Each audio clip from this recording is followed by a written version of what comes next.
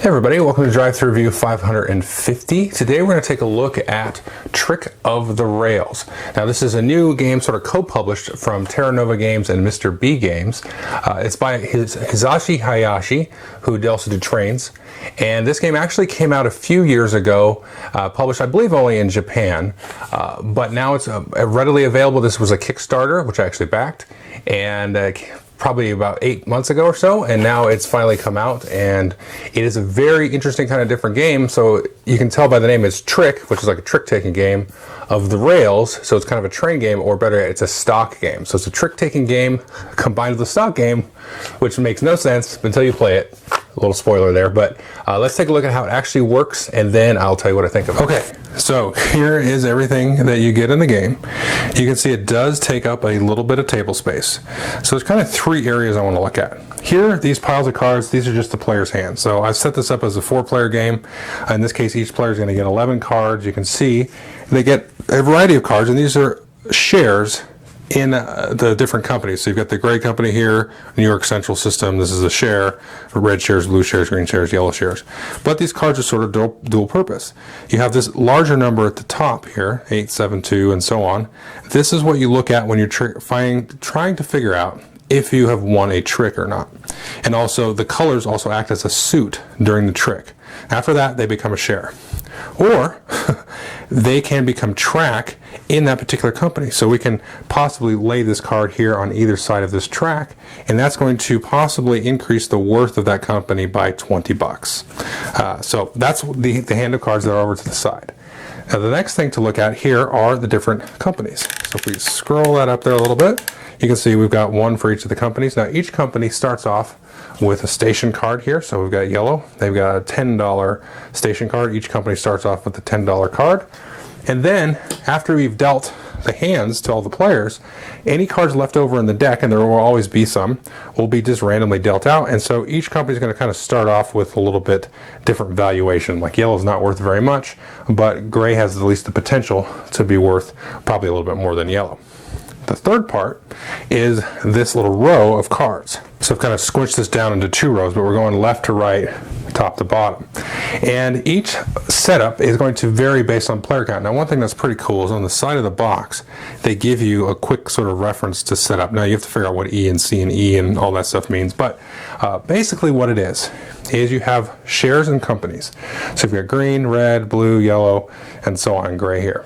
So that's going to be randomized. That order is always going to be random. And then sometimes you'll use these city cards here, and these will possibly go out into one of the companies. You don't always use these cards in a 5-player game. You won't see any of these. You also have these locomotive cards, and these are always going to increase in value. So this part is not random. The city card, the shares, those are random. Now there's a variant where you could play with the random ordering of locomotives, but the sort of traditional ways you play with sort of the level 3, and then depending on what card is shuffled up next, and then the following card there will be the level 4, and so on. And then sometimes you will have these reserve cards, which I'll talk about, but you don't always use these. And this is going to vary based on player count. I did this as a 4-player game. So the way that the game works is one player will lead a trick. So let's say this player here will put that out. So they're leading gray, and they led here with a gray 8. Now that means if you have a gray and you're following, you have to play a gray. If you don't have a gray, you can play any other card that you wish, which there is some decision there. You're not just throwing away a card. Let's say we go over here to the next player, and they have a 9 gray. They want to win this trick, so they'll put that out. Next player doesn't have one. They don't have any grays. Nope. So they're going to throw out this low red here. And then finally the last player, well, the only gray they have is a 10. So they'll put this out. Now the winner of the trick is going to be the one that matches the suit that was led and has the highest card. So the last player here, in this case, with the 10 gray, would win. Now, in this case, we are trying to win this share. Each hand is going to win the card going down the row. So the next hand, we're trying to sort of quote-unquote win the city card. Then we're trying to win a red share. Then we're trying to win the locomotive. Now, the placement and the way that the cards that you played during the trick are handled is going to vary based on what you currently are doing for that round. So right now we're trying to win a share. And so when you win a share, everybody that didn't win the trick takes the card that they just played for that trick and puts it in front of them. So the player that played the 4 red puts this in front of them. Now you ignore everything about that except you know it is a red share. So they have 1 share in red, which is way up there. The other players will have a share in gray, 8 and 9. The player that won this is going to take, and they're going to, most of the time they will discard this card into the box, and then they will take this and they will not have a green share. So they're getting rid of this gray share in effect and trading it for a green share. But in this case we have a reserve card. Sometimes you could have more than 1 reserve card. You'll take the leftmost reserve card, if there is one, based on setup, discard it, and then replace that with this. So that will now become whatever the share was in this case the first round was played. So they'll discard that. That player's lost that share. They now have a share in green. And then the last round of the game will be playing for that gray share. Now when you are playing for a city card or a locomotive card, you're going to distribute all the cards played during that trick in a different way. So let's say who won here? This guy, let's say he plays a 9 blue, and then the next player plays a very low blue of a 2. In this case everybody's got a blue, so it's not that interesting, but we're going to go with it. And then so we have here a 3 blue. So in this case the first player with the 9 blue won this. So they're going to take this and they're going to put this wherever they want. Now they can put this to the left or right of any city that they wish. So maybe they want to put it here to the left of green. I'll explain why in a minute. And then starting with that player, the player that won, they're going to take the card that they played and put it in the matching city, in this case blue in all cases. So you're going to choose to play in the left or right. So maybe this player does there, this one does there, this one follows up here, and this one other one puts it down like that. Okay, so then all the cards that were played will go out here and they will start to increase the value of that company by 10, 30, 10. Not exactly, but I'll explain how you determine value here. Now if you had played sort of off suit, then in this case, maybe you didn't have any blue, this would go up here again to the red company, which is annoyingly at the top of my table. So that's that one. Now in the next round we'll be playing with for a share, and it's the same example as I talked about before with the share, except you'll discard the card instead of putting it in the reserve because there's no reserve in this case. Then we'll move along, we're going to play for the locomotive. Now the locomotive is going to work exactly like those city cards. The player who wins it will put it out and they'll just put it alongside any of the different cities, and then all the other cards that were played in this case again will go out onto the track. And you just play through all the way down through here, getting shares, putting out locomotives, and then possibly placing track when we do that. And then we go all the way here until we finally get to the last locomotives, and these two are always bundled together because there's only ever going to be 2 spots.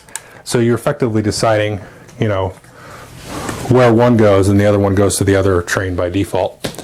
And then we'll play again for the final share. Then what you're going to do is you're going to take a look at each of the different railways here. I'll just put out some examples like so, and then we'll kind of do a fake scoring, if you will. So we're going to walk down each railway, and so we're going to say, first we'll start with red. So now we're going to look at this number here. This is a 4. That means we're going to take the strongest contiguous set of 4 cards. In this case, there's only 3 reds, so no worry about calculating it. So they're all going to be 1 6 1/2 dozen the other. So 10, 20, 40, right? So that adds up to 40, but we're going to subtract the cost of the locomotive. So these are actually worth -10. So anybody that has a share in red is hating life because they're going to lose 10 points for each share. But let's march down here to blue for a better example. So blue here, you can see this number is a 5. So we're going to take the strongest 5 and then add those up. We can see 10, 40, 50, 60, 70. But we're going to maybe work this way, 20, 30, 40, 50, 80. So you can see that's the strongest 5. Now me counting that out makes it longer than it actually seems. Usually you can quickly visualize what it is. But here's our strongest 5 in a row. So you take all those out, and then so would that add up to 80? Subtract the locomotive cost. It covers more ground, but it's going to cost a little bit more. So those are worth 20 each. So for each blue share that you have, you're going to be worth 20 each at the end of the game. So you walk through all of these, and then this one is infinity. So you just count everything in the row, but it's going to cost you 80. And then whoever has the most points there is at the end of the game is going to be the winner. Okay, that is Trick of the Rails. So I will say, don't play this with 5 the first time you play it.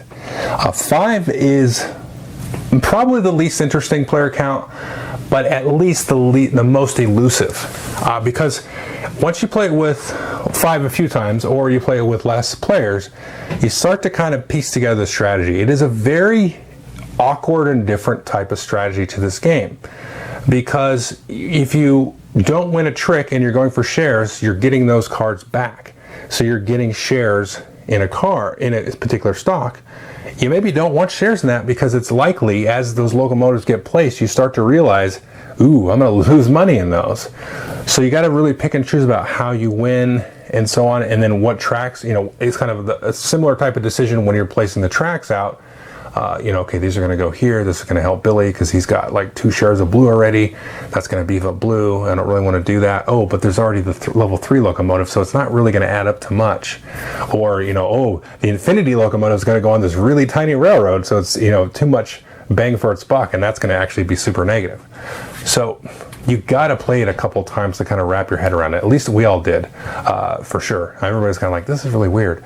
But even so, at the 5-player count, you can get kind of chaotic with like what's all going on and who's all involved, and how much say you really have, and how much decision is weighted in each card play. That's it's a little bit more out of your hands. But with the lesser player counts, the 3 and the 4, then it's a little bit more interesting, because it's a little bit more back and forth. You can kind of card count a little easier, I guess, and it just gives you more room to kind of maneuver.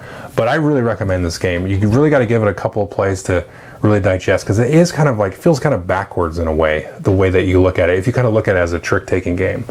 Once you can kind of sort of digest that mechanism, then you start to really see the kind of the stock mechanism, and you've got almost like a little bit of partnerships and stuff like that that'll happen. Oh, he's got 2 shares in that, but so if we each have 1 green share, we can go here, it'll help us equally, and we can sort of prevent this happening. So you can kind of get into that, which is really cool, especially for a trick-taking game. So regardless, highly recommend this game. It's definitely one of the most different games that I've played. Again, give it a few shots. I wasn't really sure that I liked it at all, but it's one of those where you kind of tell, like, we're kind of missing something. Are we playing this wrong? Are we just not thinking about it right? And then it kind of started to reveal itself. So definitely give this one a shot. Thanks.